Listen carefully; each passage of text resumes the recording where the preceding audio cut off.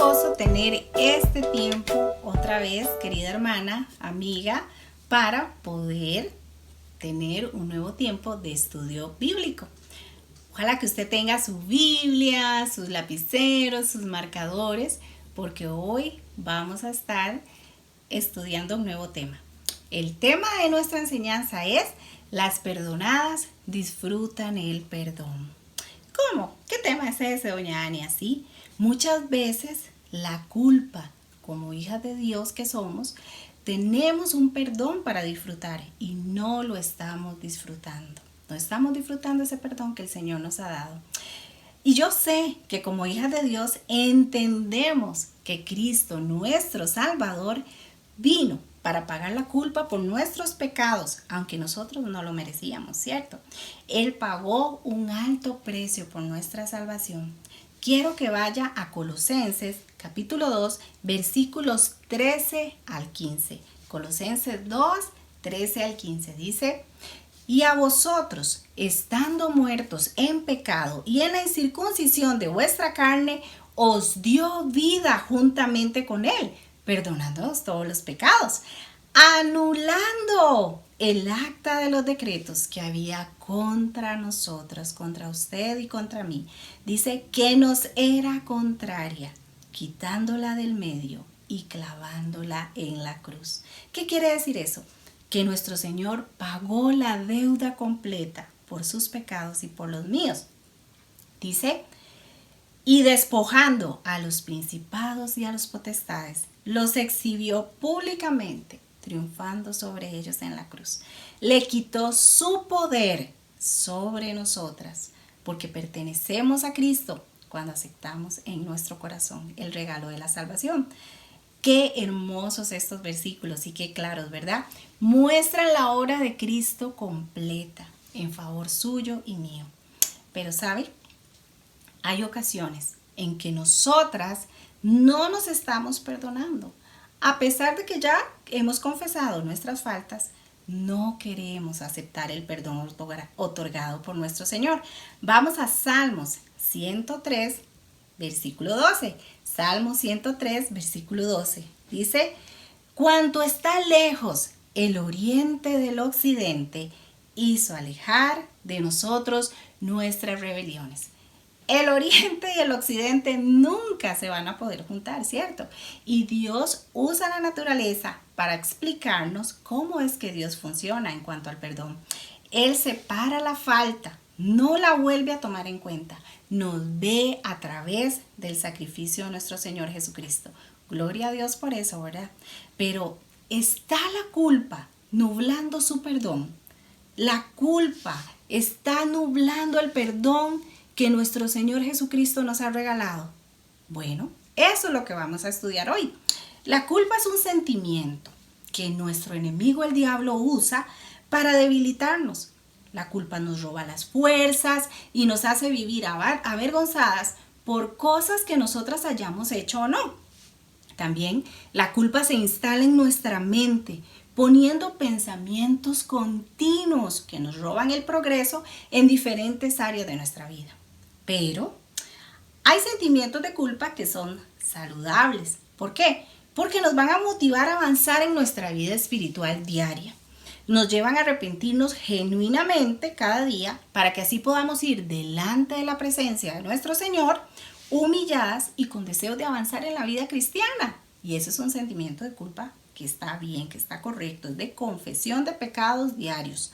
Pero no siempre nuestro sentimiento de culpa viene de Dios. En ocasiones, estos sentimientos vienen de otras fuentes y es ahí donde son aprovechados por nuestro enemigo el diablo para que nosotras vivamos derrotadas. Ese tipo de culpa no nos permite disfrutar el perdón que Dios ya nos ha dado. Vaya por favor a 2 Corintios 7:2. En el Nuevo Testamento está 2 Corintios. Va al capítulo 7, versículo 10. Dice: porque la tristeza que es según Dios produce arrepentimiento para salvación, de que no hay que arrepentirse, pero la tristeza del mundo produce muerte. Bueno, el verdadero arrepentimiento está centrado en Dios por haberle ofendido a Él. ¿ok? Pero sabe, Satanás usa nuestra conciencia para acusarnos y confundirnos y comenzamos a sentir desánimo espiritual por los pecados cometidos que nosotras creemos que son difíciles de perdonar por Dios. Entonces, ¿está la culpa nublando tu razón? Usted debe preguntarse, ¿esto que estoy sintiendo hacia este hecho de mi vida es razonable? ¿Es bíblico? La culpa, hermana mía, amiga mía, se va a alimentar de aquellos recuerdos que estén fuera de la voluntad de Dios. Escúcheme bien, la culpa se va a alimentar de aquellos recuerdos que están fuera de la voluntad de Dios. Y nosotros tendemos a liberarnos de la culpa a través de nuestras propias fuerzas y capacidades. A veces porque no nos sentimos merecedoras de la gracia y el poder de Dios. La culpa nos va a llevar a vivir a la sombra de dos conductas que son muy nocivas.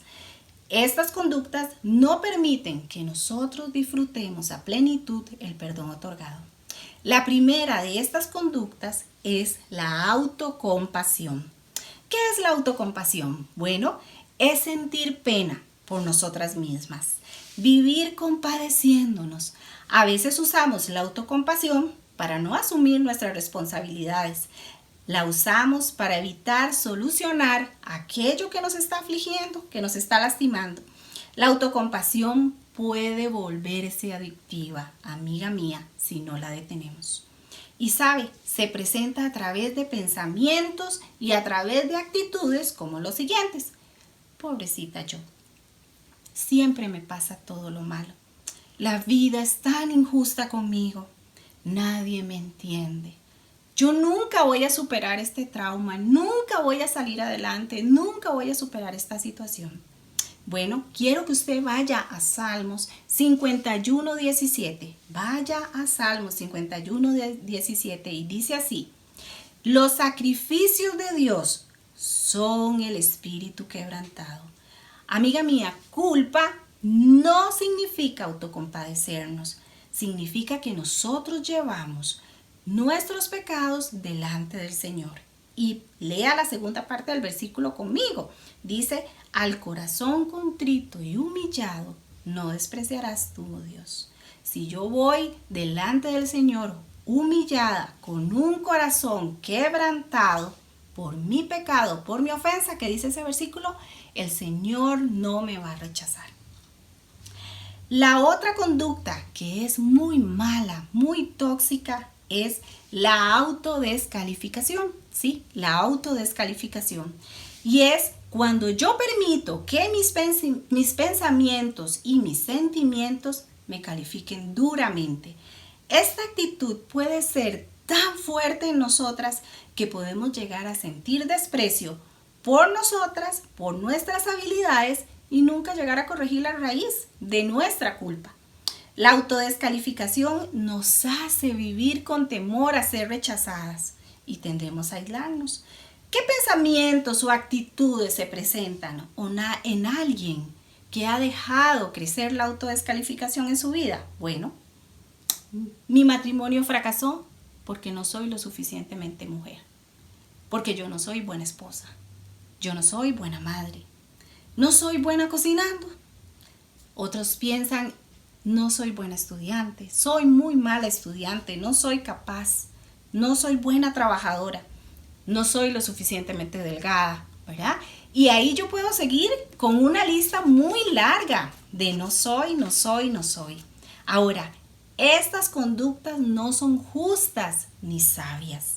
Yo quiero que vaya a Romanos, capítulo 12, versículo 3. Romanos 12, 3.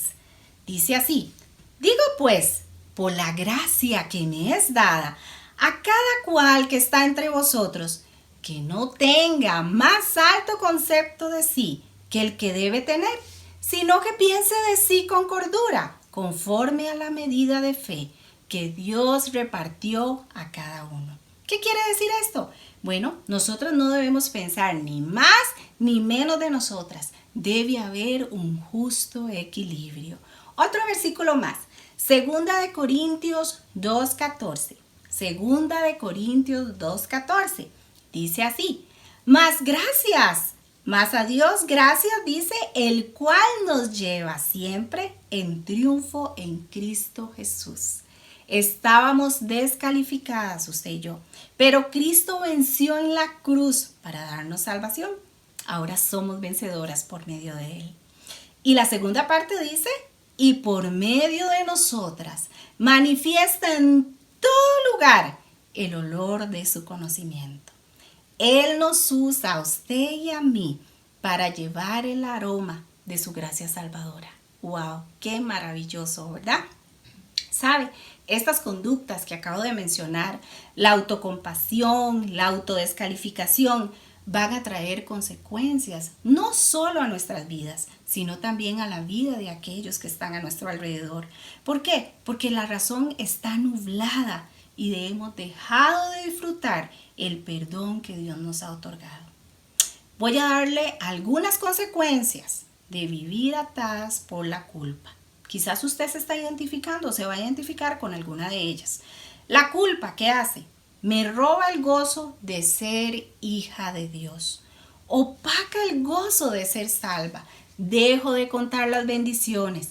Dejo de ver quién es Dios. Y todo yo lo veo gris. Eso hace la culpa. Otra cosa más. Vivo en la religiosidad. Sí, vivo una vida de apariencias. Y sabe, no llevo fruto. Es una vida estéril espiritualmente. ¿Y qué nos dice la Biblia? Que usted y yo estamos en esta tierra para llevar mucho fruto. Otra más, me estanco en el pasado, en la falta cometida y vivo sintiéndome indigna o avergonzada. Le dejo otra más por acá. No puedo disfrutar el perdón porque lidio con consecuencias físicas. Por ejemplo, he visto problemas de estómago, dolores de cabeza, consecuencias emocionales también, depresión, crisis de ansiedad, nerviosismo y por supuesto no van a faltar las consecuencias espirituales. No va a haber comunión con los hermanos, no va a haber crecimiento espiritual. También la culpa nubla mi mente. No tomo decisiones correctas porque me dominan las emociones, ¿verdad? Y Satanás hace castillos en mi mente, me aleja de un cambio, me hace ver imposible de alcanzar ese cambio a través del Señor. Aprendo a vivir en una eterna disculpa, ¿verdad? Y me dicen a veces, yo no sirvo porque he llegado a diferentes iglesias y hay damas que me dicen, hace 10 años yo era maestra de escuela dominical, hace 15 años yo servía en tal ministerio. Y cuando digo, pero ¿por qué ahora no lo está haciendo? Porque yo caí en una falta, yo caí en un pecado X o Y. Pero ¿cómo si ya pasaron tantos años? Usted pudo haber pasado por una restauración y levantarse de ese estado de culpa y estar aprovechando el tiempo. Hermana mía, no necesitamos una capacitación para ir y repartir tratados. Pida un puño, un paquete de tratados y usted va a la panadería, deja un tratado. Va al súper, deja un tratado. Va a una cita médica, deja un tratado. Usted y yo podemos hacer eso siempre. No tenemos que quedarnos en él. Yo serví al Señor. Debemos avanzar. Puedo llegar a usar la culpa para manipular a mis seres queridos y líderes. Sí, porque este tipo de culpa me vuelve inconstante. A veces estoy arriba y a veces estoy abajo. La culpa llega a hacernos creer que Dios ya no nos ama igual que antes de fallarle. Hace que nos sintamos indignas de restauración. Sí, y sabe, eso no es cierto. El Señor le quiere levantar y le quiere usar. Ahora, ¿está la culpa nublando su servicio a Dios? Sí, porque usted ha decidido llevar esa culpa, ¿verdad? Esa carga. Y usted dejó de disfrutar el perdón de Dios. Entonces ya no está disfrutando servir al Señor. Yo quiero presentarle a dos personajes bíblicos que yo sé que usted ha estudiado en algún momento, que el Señor le restauró y le usó. Quiero empezar por Pablo. Pablo es un gran ejemplo de superar la culpa para nosotras. ¿Sabe? Que antes él no era Pablo, ¿verdad? Era Saulo. Y él tenía un trabajo, ¿verdad? Antes de tener un encuentro personal con nuestro Señor. Y si usted quiere saber cuál es ese trabajo que él tenía, vaya al libro de Hechos. Hechos 8, del 1 al 3, nos cuenta qué era lo que Pablo hacía. Y más o menos se lo resumo. Pablo entraba, dice la Biblia, de casa en casa y arrastraba a hombres y mujeres y los metía en la cárcel. ¿Sí? Él perseguía a los cristianos. Esos que metían en la cárcel eran aquellos que andaban compartiendo la palabra del Señor. Imagínese, después Pablo tiene un encuentro glorioso con nuestro Señor Jesucristo y él tiene un cambio total en su vida. Ahora, cuando él llegaba como misionero a esas ciudades, usted sabe que él tenía que estar recordando cuando él arrastraba de casa en casa a esos hombres y mujeres que también enseñaban la palabra del Señor. Quizás veía a sus hijos y sabía que él había llevado a los padres de esos niños a la cárcel. Quizás veía una mujer sola y recordaba que él había llevado al esposo de esa mujer a la cárcel por enseñar la palabra del Señor. Ahora, ¿cómo hizo Pablo para seguir adelante? Bueno, vea Hechos 24:16.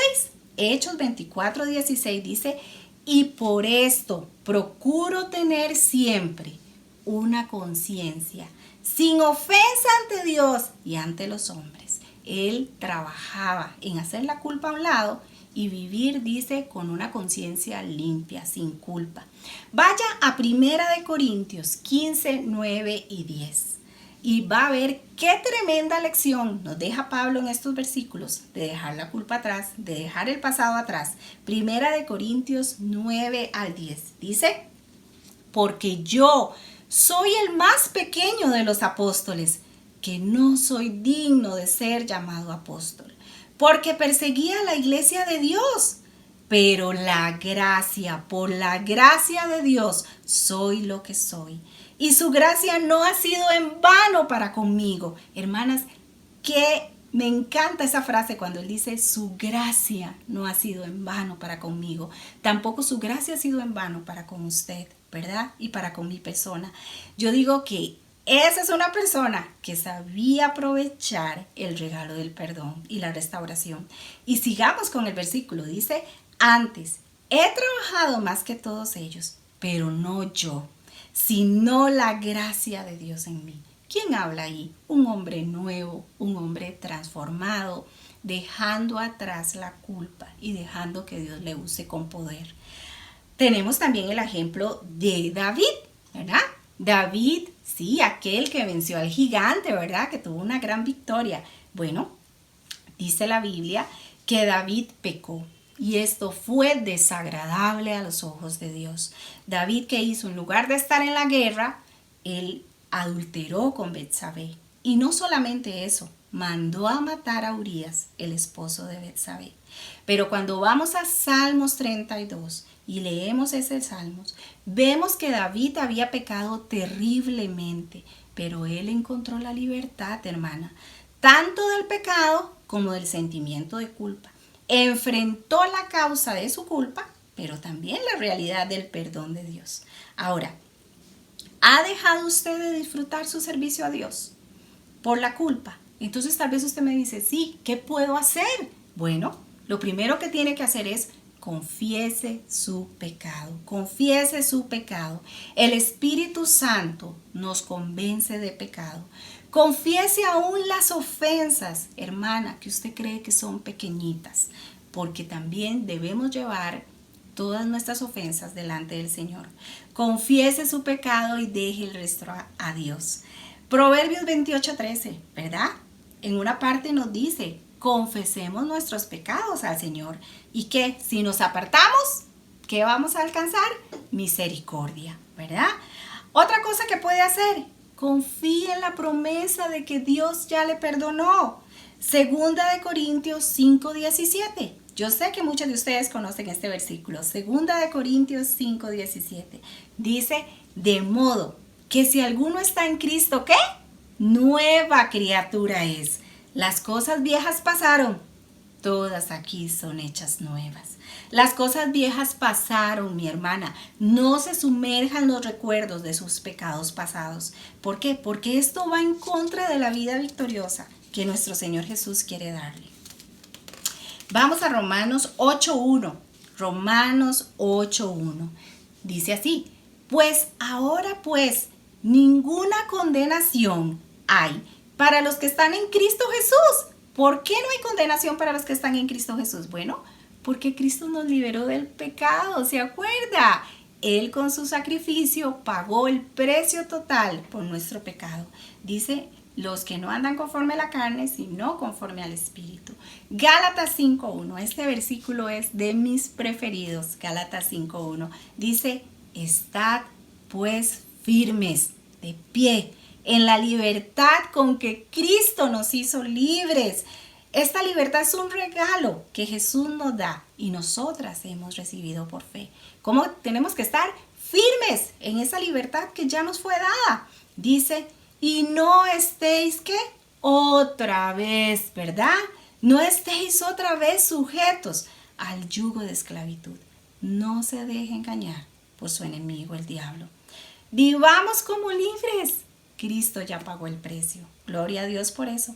Otra cosa que usted puede hacer, acepte el gozo que produce vivir libre de culpa.